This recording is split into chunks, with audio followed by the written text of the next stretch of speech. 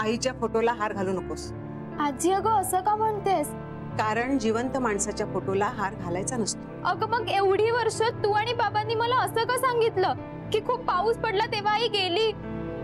अगं सांग ना आजी, पर आता कुठे आहे ती? निकिता, तुझी आई जिवंत नाहीये हे तुला कोणी सांगितलं होतं? आणि आता ती जिवंत आहे हे कोणी सांगितलं? माझ्या आजीने सांगितलं, आणि त्यामागे कारणही तशीच आहेत। हिची आई जिवंत नाही असं हिला खोटं का सांगितलं? आय मीन अशी काय परिस्थिती निर्माण झाली होती की तुम्हाला खोटं बोलावं लागलं?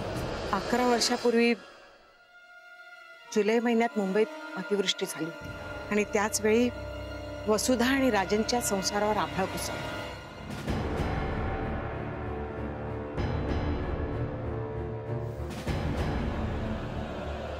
ही सर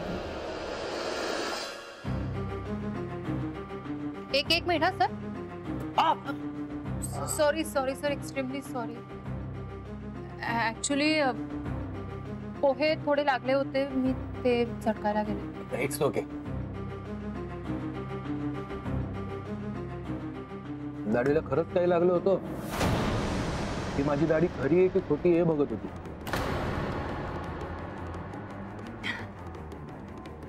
मी असं का करेन सर? अगं गंमत केली, तू असं का करशील? आणि जरी केलंच तरी त्यात चूक काय?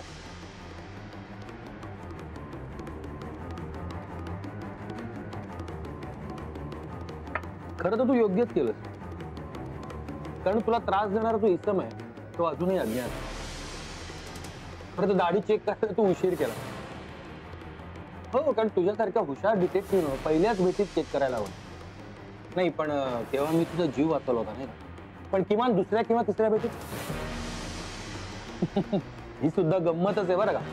सर जाऊ दे ना आता तो विषय। जाऊ दे कसं? दाढी खोटी आहे कळलं असतं आणि मी तुला म्हटलं असतं जाऊ दे, तर जाऊ दिलं असतं। गंमत, पुन्हा गंमत केली। पण एक सांगतो, पोहे खूप छान झाले तर, आणि माझ्यातला सामान्य माणूस जरी दुखावला गेला असला तरी माझ्यातला रहस्य कथा वाचक जो आहे तो मात्र तुला कॉम्प्लिमेंटच देईल। आणि तुमच्यातला सामान्य माणूस काय देईल? पेनल्टी। घेतलेल्या संशयाबद्दल आणि दुखावलेल्या दाढीबद्दल। कसली पेनल्टी? 2 गुन्हे म्हणजे 2 शिक्षा। आठव मला वेलकम करताना काय म्हणाली होती? पोहे तर मिळाले, कॉफी कुठे आहे? हो कॉफी आणते, कॉफी आणते। गाडी खरी आहे की खोटी आहे कन्फर्म करून झाला असेल तर केसवर पण डिस्कस करूया। सर अगं गंमत केली। मी कॉफी घेऊन येते, कॉफी पिता पिता डिस्कशन करूया। No problem.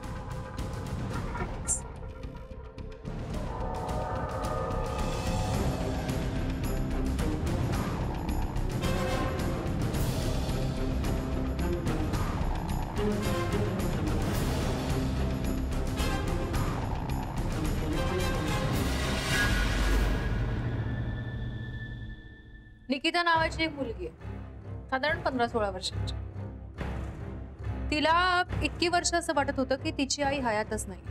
बरं, म्हणजे एक ती 5 वर्षाची असताना तिच्या घरच्यांनी तिला असं सांगितलं की तुझी आई देवाघरी गेली, आणि आता अचानक म्हणजे साधारण 11 वर्षानंतर तिला असं कळलंय की तिची आई जिवंत आहे। काय? ही खूपच इंटरेस्टिंग केस आहे। हो, इंटरेस्टिंग आहेच, पण जेवढी इंटरेस्टिंग आहे तेवढीच कॉम्प्लिकेटेड सुद्धा ही केस। हा गुंता लवकरात लवकर सुटायलाच हवा। अस्मिता, मला काय वाटतं आपण केसच्या मुळाशी जाऊन सुरुवात करूया। आधी सगळे मुद्दे विचारात घेऊ। अरे मला सांग, तुझे सगळे सहकारी गेलेत कुठे? हा, ऍक्च्युली ते याच केस संदर्भात चौकशी करायला गेले।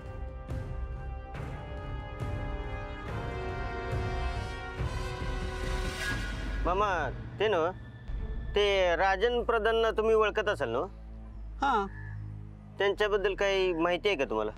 आपको बोला ना साहब, राजन प्रधान साहब कई साल पहले घर छोड़ के चले गए।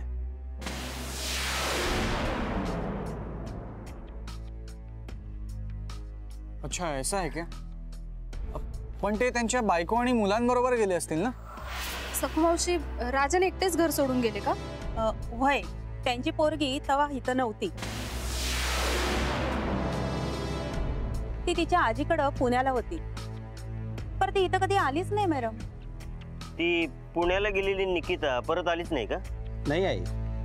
राजन प्रधान साहब पुणे से उसको नए घर लेके गए होंगे. लेकिन उनकी बीवी शायद वसुधा नाम है ना उनका? हाँ, वसुधा भाभी. तो वो नहीं गई उनके साथ, या वो पहले से ही पुणे में थी? नहीं, वसुधा भाभी पुणे नहीं गई थी और उनके साथ भी नहीं गई थी. वसुधा वहिनी पुण्याला गेल्या नाही आणि राजन बरोबर जागा सोडता नाही नव्हती. हे कसं शक्य?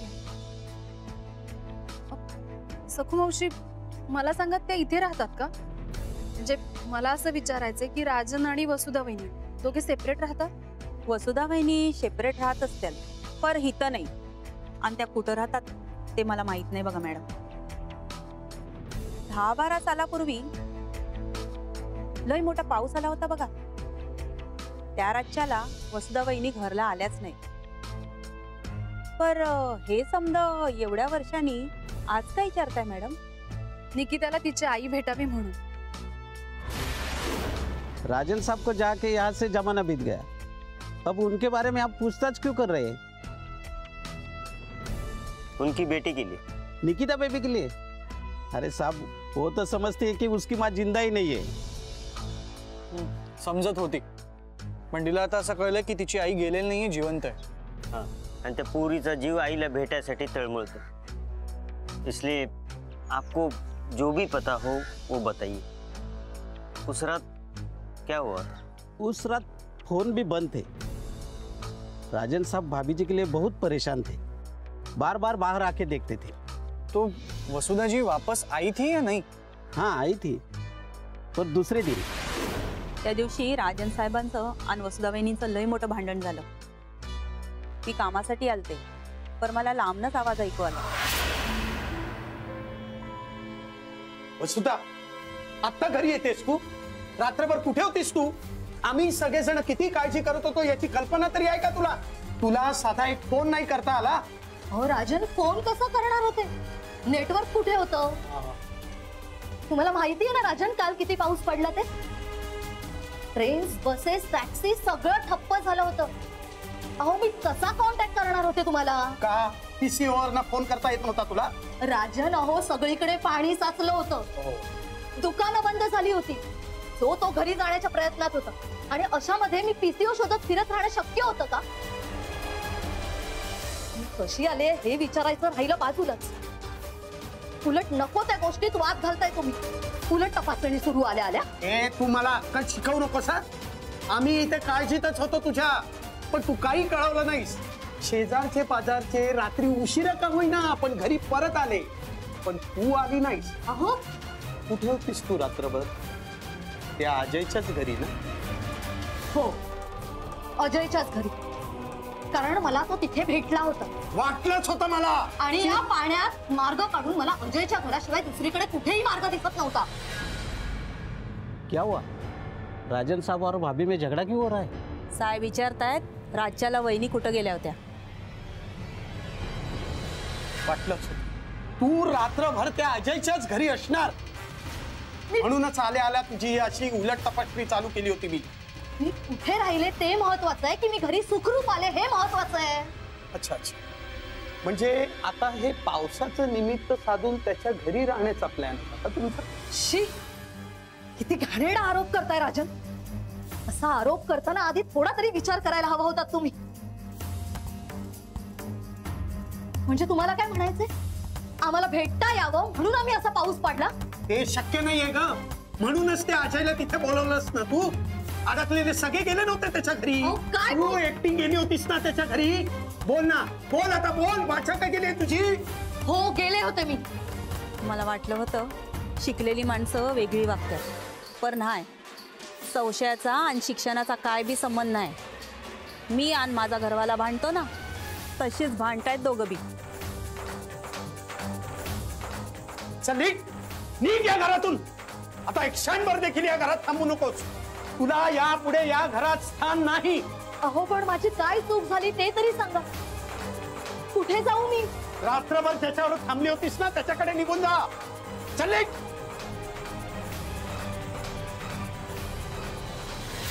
नंतर काय झालं ते समजलं नाही मॅडम. पर वसुधा वहिनी एक लहान बॅग घेऊन घराबाहेर निघून गेले. नंतर मग साहेब घर सोडून निघून गेले. जाताना त्या तुमच्याशी काही बोलल्या? तो जाते वक्त उनके साथ कुछ बात हुई थी आपकी? लई रडत असतील ना ते. जाते वक्त वसुधा भाभी ने किसी से बात तक नहीं की और किसी की तरफ देखा भी नहीं.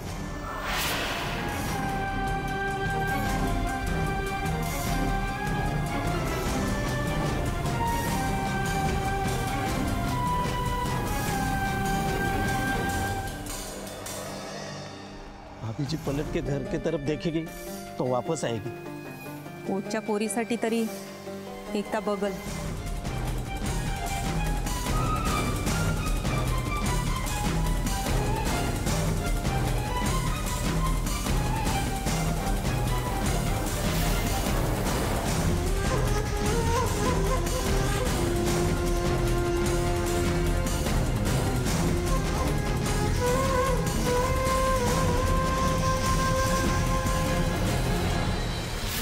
भाभी जी ने पलट के नहीं देखा और वो कभी वापस भी नहीं आई.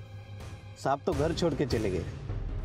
वहिनीचं भांडण नवऱ्याशी झालं होतं की नाही, ते एवढ्याशा पोरीची काय चूक होती? तिच्यासाठी तरी परत यायला हवं होतं. आता तुम्ही चौकशी करताय सा तेव्हा समजलं.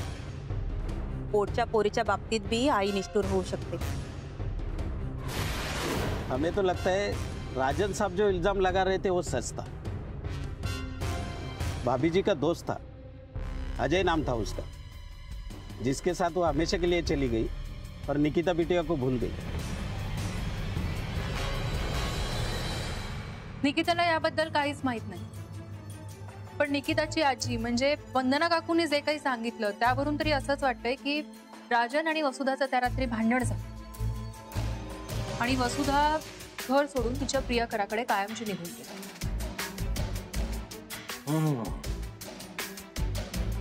पण जर वसुधा स्वतःहून आपल्या प्रियकराकडे गेली असेल तर तिला शोधण्यात काय अर्थ आहे? नाही म्हणजे तिला निकिताबद्दल जर काही वाटत असतं तर ती एकदा तरी जाऊन तिला भेटली असती ना. नाही पण वंदना काकू खरं सांगतायत कशावरून? किंवा राजनने सुद्धा वंदना काकूंना जे काही सांगितलंय ते खरं आहे कशावरून? कदाचित राजन आणि वंदना काकू दोघं मिळालेले असू शकतात, किंवा वंदना काकू काही अर्ध्या गोष्टी सांगतायत, अर्ध्या गोष्टी लपवून ठेवतायत, असंही असू शकतं. आणि मुळात वसुधा काही फक्त राजनची बायको नव्हती ना, ती निकिताची आई सुद्धा होती. तिची काही बाजू असू शकते आणि ती जाणून घेण्यासाठी वसुधा सापडायला असेल. जेव्हा कोणी चुकीचे आर्ग्युमेंट करतं ना तेव्हा तू मुद्देसूद आवेशानं जेव्हा बोलतेस ना ते मला खूप आवडतं. तर माझं पॅशन आहे. मी कुठल्याही केसच्या अगदी मुळाशी जाते, त्याचा सोक्षमोक्ष लावतेच. अर्थात आता काही लोकांना हा माझा दोष वाटतो. ऍक्च्युली खरं तर हे तुझं यशस्वी होण्याचं कारण आहे. आता मी वाट पाहते माझ्या सहकाऱ्यांची. ते निकिताच्या जुन्या बिल्डिंग मध्ये घाटकोपरला गेले चौकशी. तिथून काही माहिती मिळते का बघूया. सर याबाबतीत तुमचं काय इंटरप्रिटेशन? मला वाटतं वसुधाचा हा मित्र आहे ना तो एक महत्वाचा दुवा आहे, की फॅक्टर आहे. आणि वसुधा बाबतीतही आणखीन एक शक्यता आहे, पण ती आता नको बोलायला. का? कोणती शक्यता आणि त्या बाबतीत आता का नाही बोलायचं?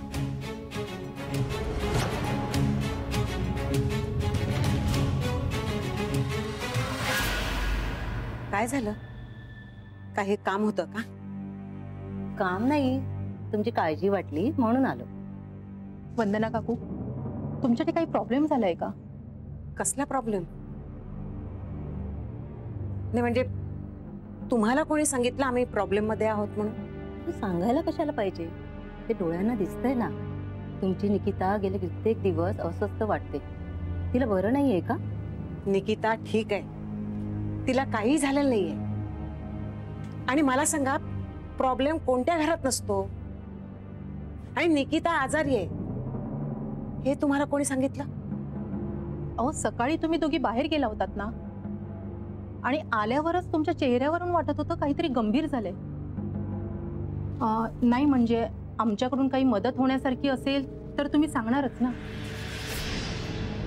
तसं आल्यापासून तुमचं दार बंदच होतं आणि निकिता पण घाईघाईमध्ये एकटी जाताना दिसली. काही झालंय का नक्की? तुम्ही काही दिवसभर आमच्या घरावर नजर ठेवून होतात का? काही कामधंदे नाहीत का तुम्हाला? अहो असं काय बोलताय काकू? एक शेजार धर्म म्हणून आम्ही विचारतोय तुम्हाला. हो ना. अहो काही सांगायचं नसेल तर नका सांगू ना, पण आमच्या हेतूवर असा संशय नका घेऊ. हो तर. आणि निकिताची आई वारल्यानंतर तुम्हीच तिचा सांभाळ केलात ना, आणि ती या नवीन घरात रमत नव्हती तेव्हा आम्हीच नाही का मदत केली? आणि निकिताचे बाबा गेले तेव्हा तेव्हा आमचीच मदत हवी होती ना हो तुम्हाला. मग आत्ताच का खटकतंय? चला हो जाऊ दे. ते म्हणतात ना, गरज सरो आणि वैते मरो. चला. नाहीतर काय. चला.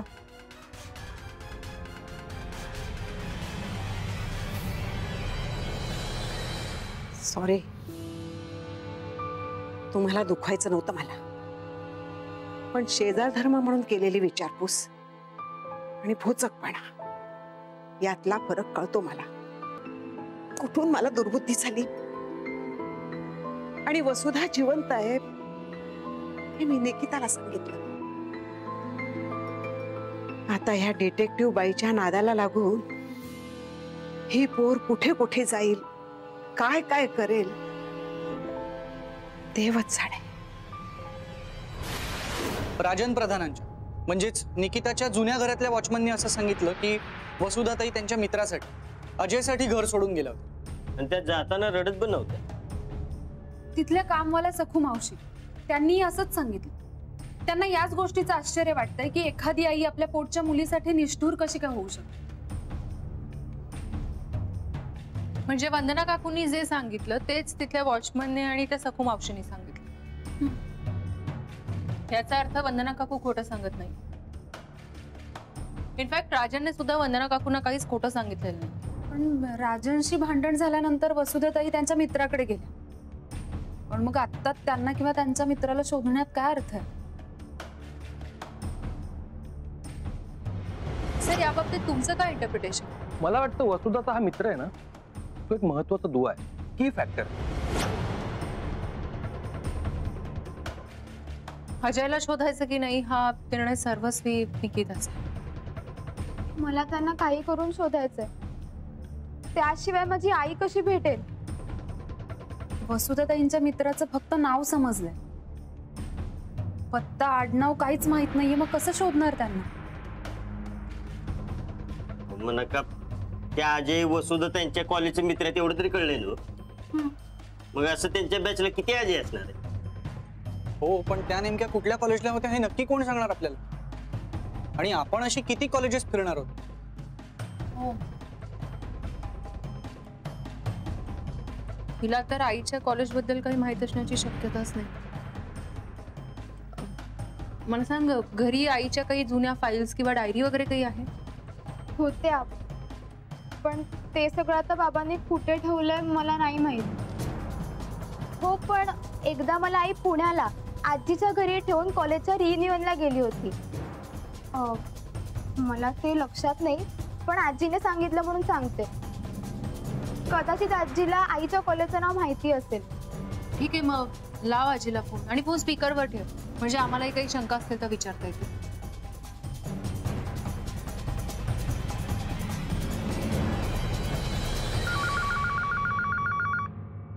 हॅलो आजी, मी बोलते. मला जर आईच्या कॉलेजचं नाव सांग ना. निकिता, अगं आता ते कशाला हवंय? तिच्या कॉलेजात विचारून तुम्ही बभरा करणार आहात का? काकू प्लीज, वसुधाताईंना शोधण्यासाठी ही माहिती खूप गरजेची आहे. प्लीज सांगा. आणि आजी, आईची डायरी, तिची जुनी पर्सनल फाईल, हे सगळं कुठे आहे? निकिता, अगं तुझ्या आईची फाईल डायरी तुझ्या बाबांनी कुठे ठेवली आहे ना, मला खरंच माहित नाही. पण Vasudha Sainath arts and commerce कॉलेजमध्ये शिकवत होती. ती बीकॉम ऑनर्स झाली, एवढंच मला माहिती आहे. थँक्यू काकू, थँक्यू सो मच. अगं आभार कसले मानतेस? मला एवढीच काळजी आहे की हा शोध निकिताला सुखाकडे नेणार आहे की दुःखाकडे. आजी, तू माझी काळजी नको करूस. आईचा शोध घेण्यातच माझं सुख आहे. आणि हो, आज माझी वाटही नको बघूस. आज आईबद्दल काहीतरी कळायलाच हवं. हो काकू, आणि उशीर झाला तर आम्ही तिला घरी सोडू. निकिता, बाळा सांभाळून राहावे आणि अधूनमधून मला फोन करत जा. हो आजी.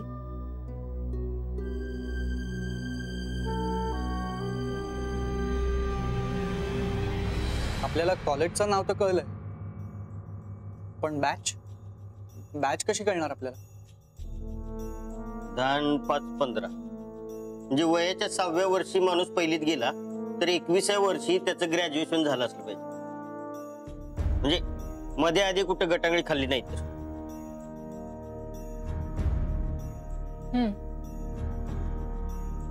वसुधाताई कॉमर्स ग्रॅज्युएट होत्या.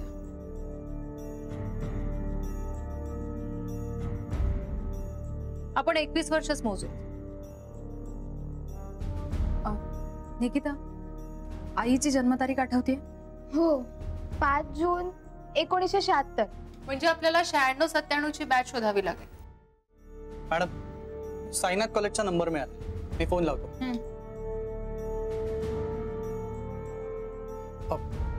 मॅडम, पण नावाचं काय करायचं? म्हणजे लग्नाआधी वेगळं नाव असेल ना? तुझ्या आईचं नाव काय होतं लग्नाआधी? हो, मला आजीने सांगितलेलं. बाबांनी तिचं नाव लग्नात बदललेलं. आईचं माहेरचं नाव कविता वसंत पाटकर. कविता वसंत पाटकर, ओके.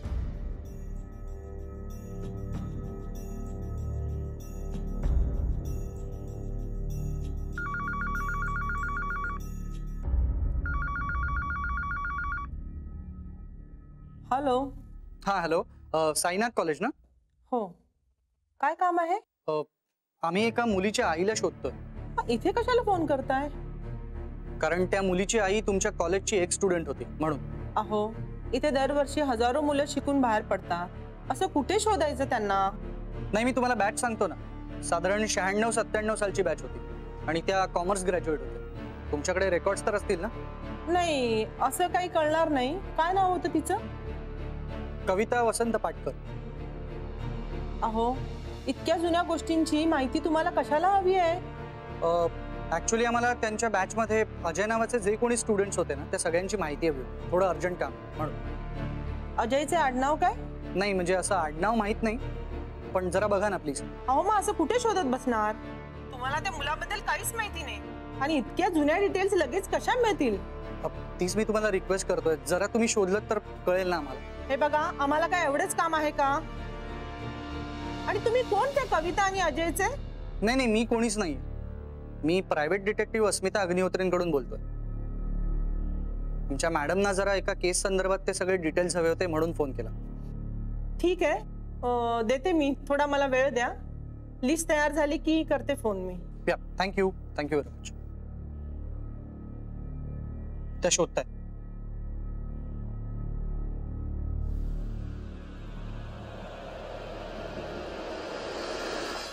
म्हण, शोधलं की सापडतच. म्हण. मी नाही बोलणार. म्हण.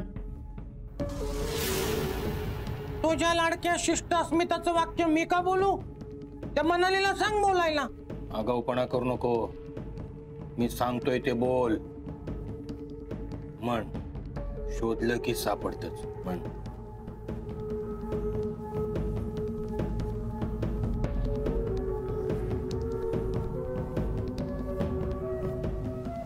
शोधलं की सापडतच. बोल.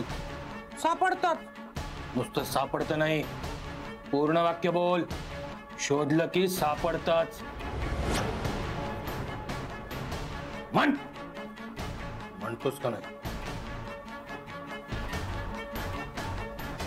काय करतोय दादू?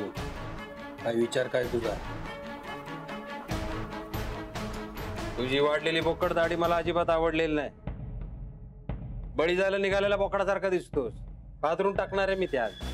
येडा आहेस दादू तू, येडा. या दाढीमुळे मी इंटेलिजंट, स्मार्ट आणि डिसेंट दिसतो. हो की नाही अस्मिता? तुझंही इंग्रजी त्या बाई समोर पाझळ, माझ्या समोर नको. दादू तू समजून घेत नाही. इंद्रजीत जेव्हा एखादी गोष्ट करतो ना तेव्हा त्यामागे काही कारण असतं. कसलं आलंय बोडक्याचं कारण? अरे दादू, या दाढीमुळे मी आज बचावलोय. ही दाढी नसती ना तर पकडलो गेलो असतो आणि त्या अस्मिता समोर माझ्या आबरूचे धिंडवडे निघाले असते. त्यामुळे ही दाढी आता अशीच ठेवणार, म्हणजे पकडल्या जाण्याचा धोका नाही. मग त्या खोट्या दाढीचं काय केलंस तू? सांग ना, काय केलंस?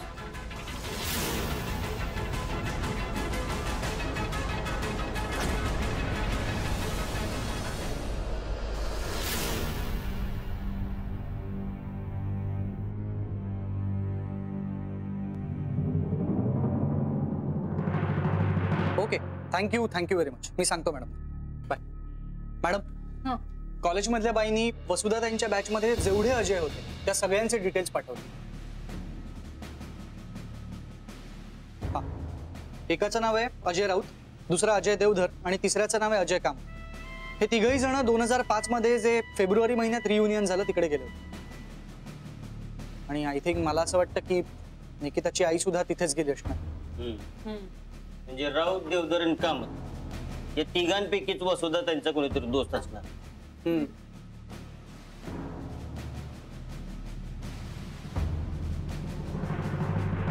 अस्मिता मॅडम, आता लवकर यांना फोन करून बघा ना. यांच्यापैकी कोणाकडे माझी आई आहे किंवा ती कुठे आहे हे तरी कळेल. मला आता धीर धरवत नाहीये.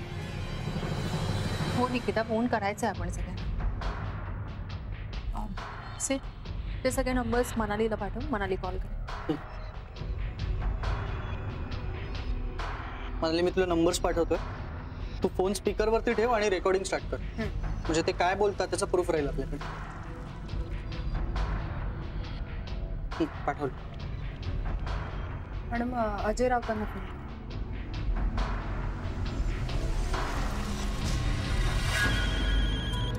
हॅलो, अजय राऊतांना फोन लागलाय ना? हो, पण हल्ली हा फोन माझ्याकडे असतो. मी त्याची आई बोलते. आपण कोण? मी त्याची मैत्रीण बोलते. अजय आहे का? तो परदेशात असतो. तिथला नंबर मिळेल का त्याचा? अगं, पण त्यांनी मलाच त्याचा नंबर दिला नाहीये. मग तुला कुठून देऊ?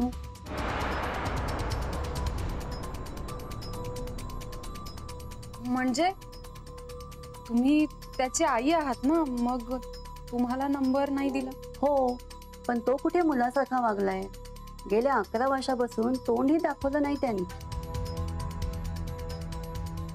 परदेशात त्याने कोणत्या फॉरेनर मुलीवर लग्न केले. आईला विसरलाय तो, दुसरं काय. पण तू मैत्रीण ना त्याची. नाव काय तुझं? मी त्याची कॉलेजची मैत्रीण आहे. सॉरी, मी तुम्हाला त्रास दिला. बाय.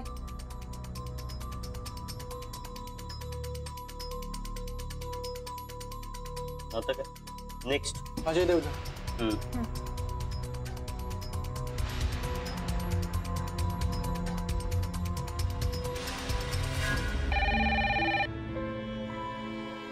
हॅलो, अजय देवधर आहेत का?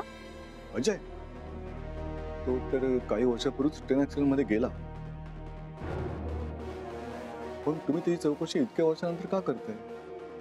आपलं नाव काय? कोण आपण? सॉरी, मला माहित नव्हतं. सॉरी.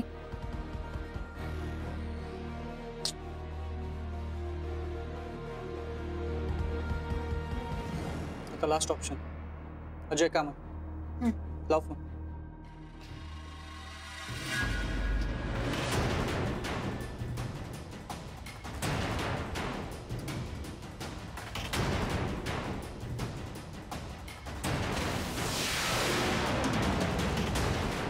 मला वाटतं तर हात असणार.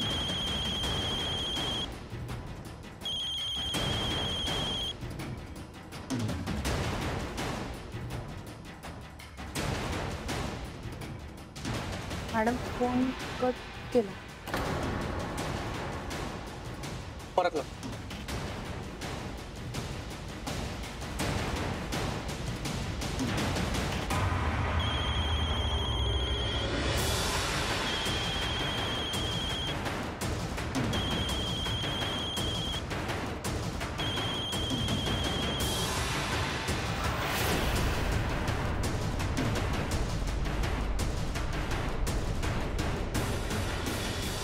एकदा परत ट्राय.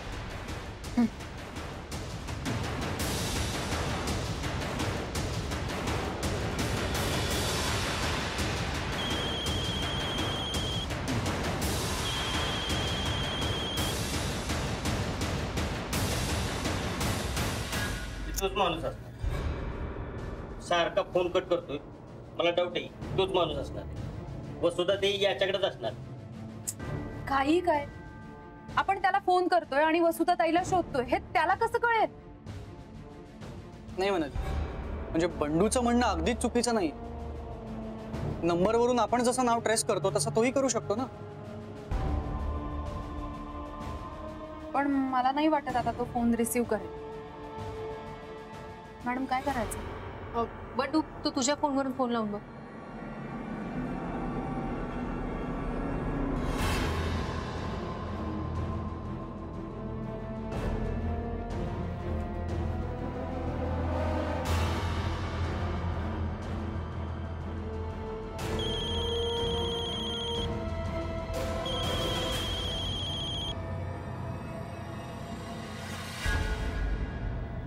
काय आलं? कट केला? वसू,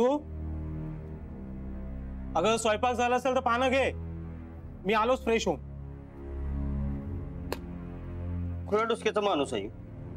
आपण प्रत्येक जण त्याला फोन करतो आणि ते उचलत नाही. आणि जोपर्यंत फोन उचलला नाही तोपर्यंत आपल्याला कळणार कसं?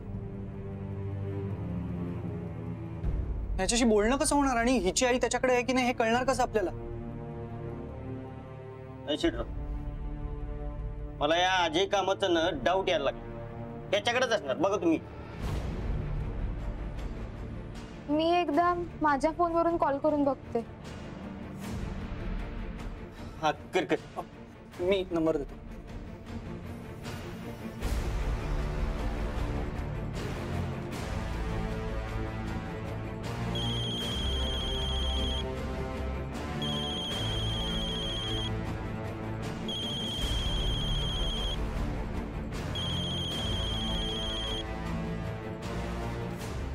रिसीव्ह केलाय.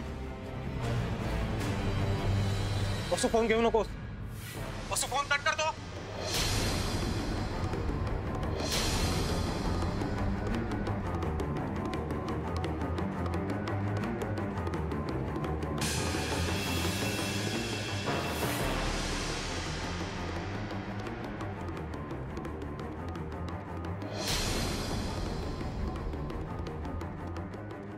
स्मिता मॅडम, तो वसू म्हणाला, वसू फोन कट कर, फोन घेऊ नकोस. मॅडम, वसू म्हणजे वसुधा, माझी आई. आई त्यांच्याकडेच असेल. हो, त्यामुळेच तो त्यांना कोणाचे फोन घेऊ देत नसणार. म्हणजे माझा डाऊट खरा ठरला.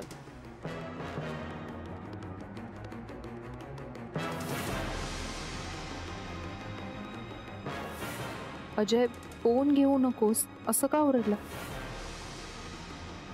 याचा अर्थ कदाचित त्याने इतके दिवस वसुधाला जबरदस्तीने त्याच्या घरी ठेवलं असं.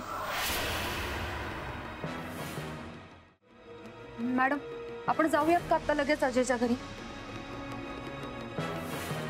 काय आत्ता आणि एवढ्या रात्री? हो. शिडराव, मग काय मुहूर्त बघायचा आता? अरे बंडू, इथे परिस्थिती वेगळी आहे. तुम्ही जरा शांतपणे विचार करा. ही कुठली किडनॅपिंगची केस नाहीये. इथे वसुधाताई स्वतःहून त्यांच्या घरी गेले. पण असं कशावरून म्हणताय? आणि असं असेल तरी मला माझ्या आईला भेटायचंय, तिच्या तोंडून ऐकायचंय. आपण आत्ताच जाऊया. हे बघ, आपण जाऊया तिथे, पण आधी ऐकून तरी घे.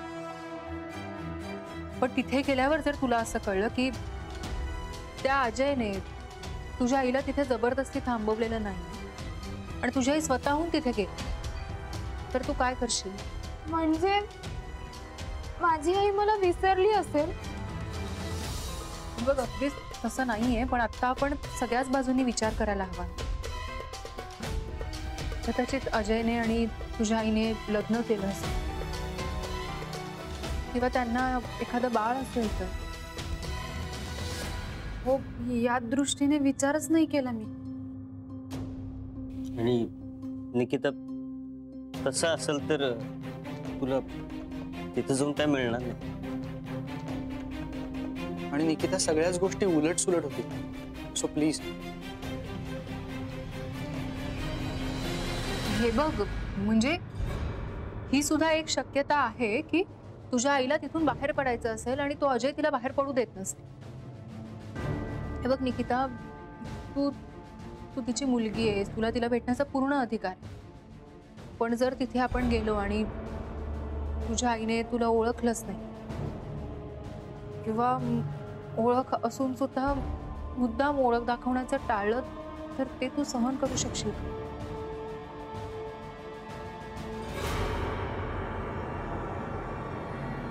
तुम्ही बरोबर बोलताय अस्मिता मॅडम. भावनेच्या भरात मी इथे आले. ह्या सगळ्या बाजूंचा मी विचारच केला नव्हता.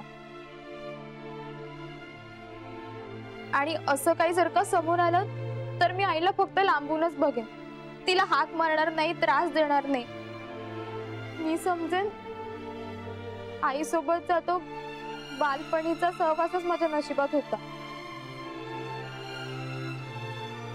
पण मॅडम, मी जशी माझ्या आईसाठी झुरते तशी तीही माझ्यासाठी झुरत असेल तर ह्या शक्यतेसाठी मला आईला शोधायलाच हवं. ती कुठे आहे, कशी आहे, हे मला कळायलाच हवं. ठीक आहे, आपण शोधूयात तुझ्या आईला. पण आता खूप उशीर झालाय, आता तू घरी जा. मनाली ताई आणि बंडू दादा तुला घरी सोडतील.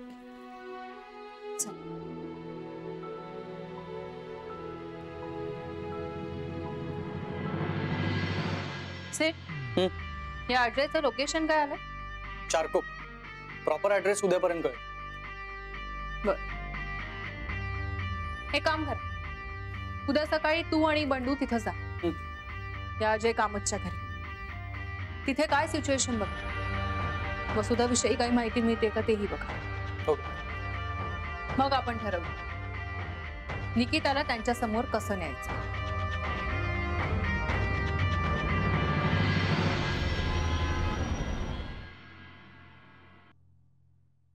आई, उद्या आपण भेटू ना? तू ओळखशील ना मला? एकदा तरी जवळ घेशील ना? बोल ना ग आई, काहीतरी बोल. आजी. आजी नाही, मी तुझी आई आहे निकिता.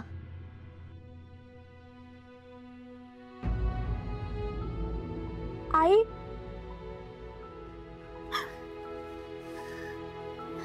आई तू.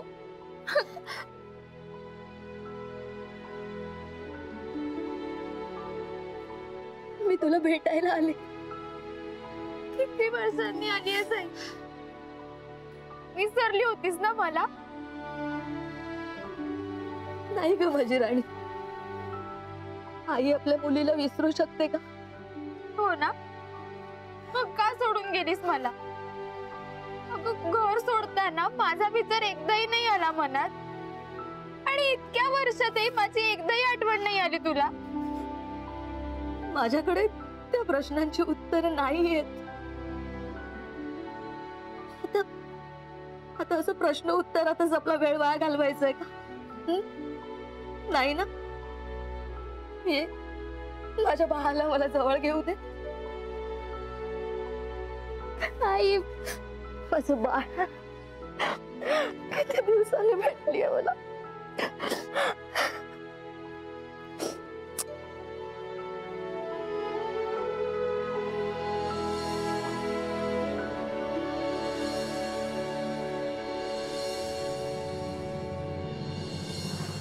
बाळा, ए बाळा, बघ, खूप रात्र झाली आता.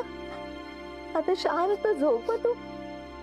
आई तू थोपट ना मला. बरं.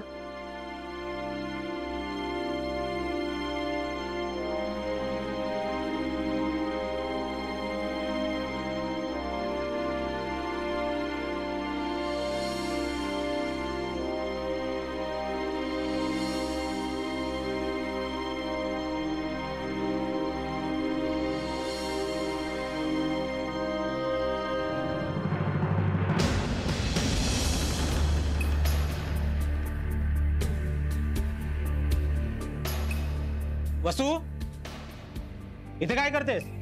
घरी चल.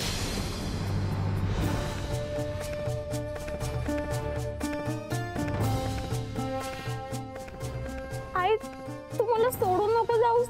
मी नाही थांबू शकत, मला जावंच लागेल बाळा. प्लीज. नाही ग बाळा, मी खरंच नाही थांबू शकत, मला जाऊ दे. मला जावं लागणार. तू शांत हो बाळा. वसू, चल म्हटलं ना. आई नको ना, मी जाते बाळा, तू शांत हो. आई, आई प्लीज. आई नको ना जाऊस. आई.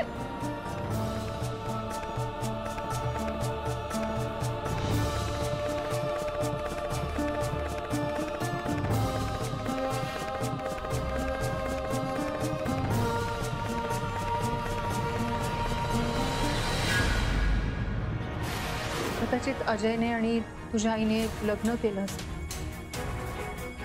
किंवा त्यांना एखादं बाळ असेल तर ही सुद्धा एक शक्यता आहे की तुझ्या आईला तिथून बाहेर पडायचं असेल आणि तो अजय तिला बाहेर पडू देत नसेल. तू तिची मुलगी आहे, तुला तिला भेटण्याचा पूर्ण अधिकार. पण जर तिथे आपण गेलो आणि तुझ्या आईने तुला ओळखलंच नाही किंवा ओळख असून सुद्धा मुद्दाम ओळख दाखवण्याचं टाळलं तर ते तू सहन करू शकशील. मला ओळखणारी आई स्वप्नातलीच होती का? खरंच माझ्याशी आई अनोळखीपणाने वागेल? काय घडलं असेल आईच्या बाबतीत?